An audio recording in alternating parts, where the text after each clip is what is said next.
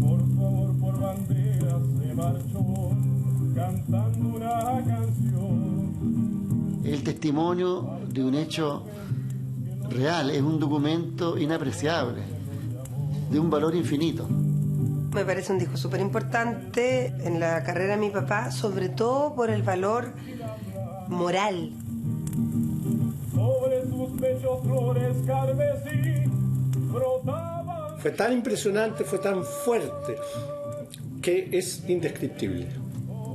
No puedo, a 40 años del suceso, no puedo volver a explicarlo, pero es imborrable. Como el ave que escapó de su prisión y puede al fin volar. Libre, como el viento que recoge mi lamento. Esa fue una noche surrealista completa, porque estaban los presos, pero también estaba la guardia, que vinieron a participar de este homenaje. Prolongados aplausos de emoción, de alegría y también de despedida a quien nos mantuvo la moral en alto. Cuando se despide a Ángel Parra, yo diría que los militares también estaban despidiendo a alguien que llegaron a admirar, ¿no?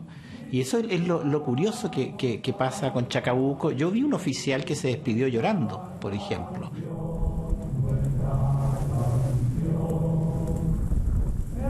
Uno queda en un estado de fragilidad muy grande. Creo que mi generación entera, cada uno ha expresado su fragilidad a su manera, ya sea con música, con películas, con pintura, pero esa fragilidad yo creo que nos va a acompañar hasta la muerte.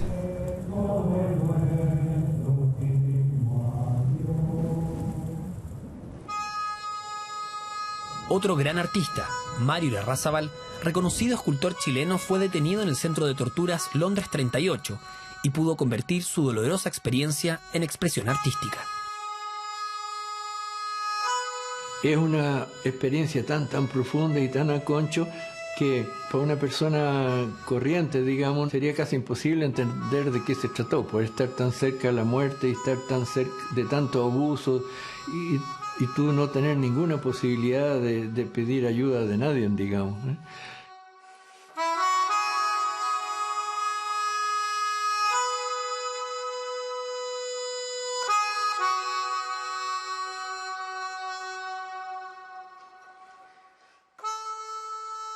Esta serie de bloque las hice justo después de que salí en libertad. Ellos están encubriendo un muerto en vez de rodearlo con respeto, pero por todos lados te fijas hay bloques y figuras así como que han perdido su identidad y su libertad. Esto también es un recuerdo de la experiencia de tanta gente de la prisión que quise yo mostrar de que no es tan simple la cosa, que uno en la prisión como la termina teniendo adentro, digamos, y incluso cuando sale libre es tanto el daño que hay que uno queda así marcado, ¿no?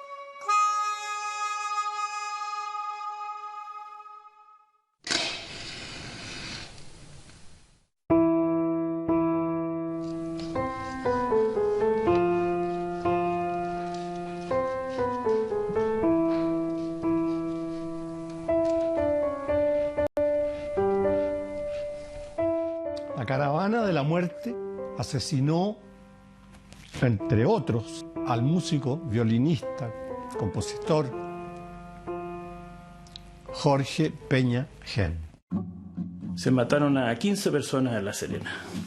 En el caso de mi padre, en el regimiento los mataron. Un hombre con una gran capacidad de liderazgo, con iniciativa, con empuje. Él pensaba de partida que el arte es un derecho.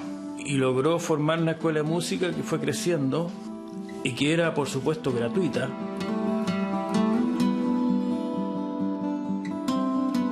Mi papá fue a las escuelas más pobres de La Serena, le mostraron a los niños lo que era esta maravilla y para los niños se abrió un mundo extraordinario. Y en el año 64 él creó la primera orquesta sinfónica infantil de Chile y de Latinoamérica.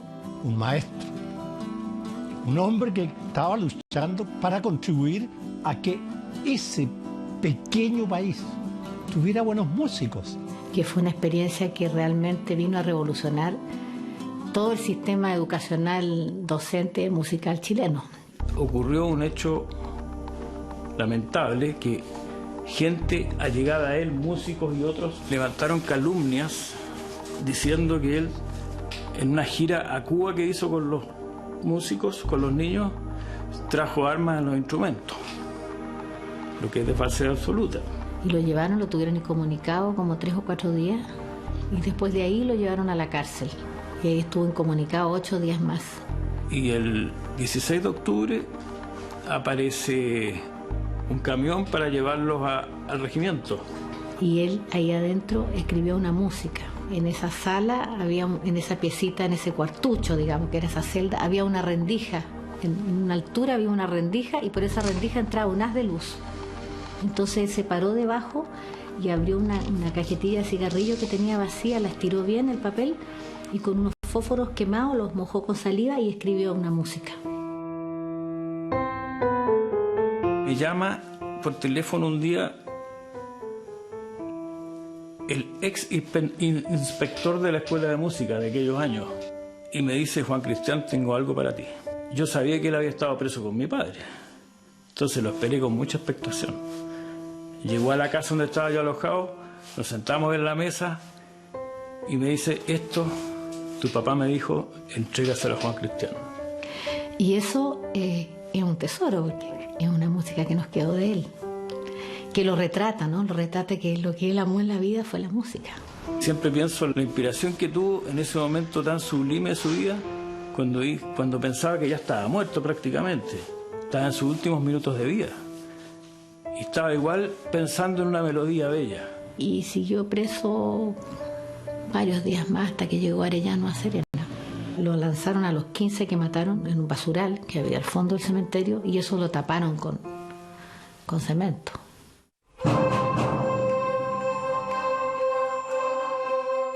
El sueño de Jorge Peña Gen, hijo ilustre de La Serena, es una realidad. Hoy en nuestro país se cuentan más de 200 orquestas integradas por miles de jóvenes y niños. El principal legado de mi padre son las orquestas infantiles, juveniles y adultas, por tanto. Porque esas orquestas van a seguir, o esos músicos independientemente van a seguir como músicos, amando la música. Porque es el gran premio de un artista, es la honestidad.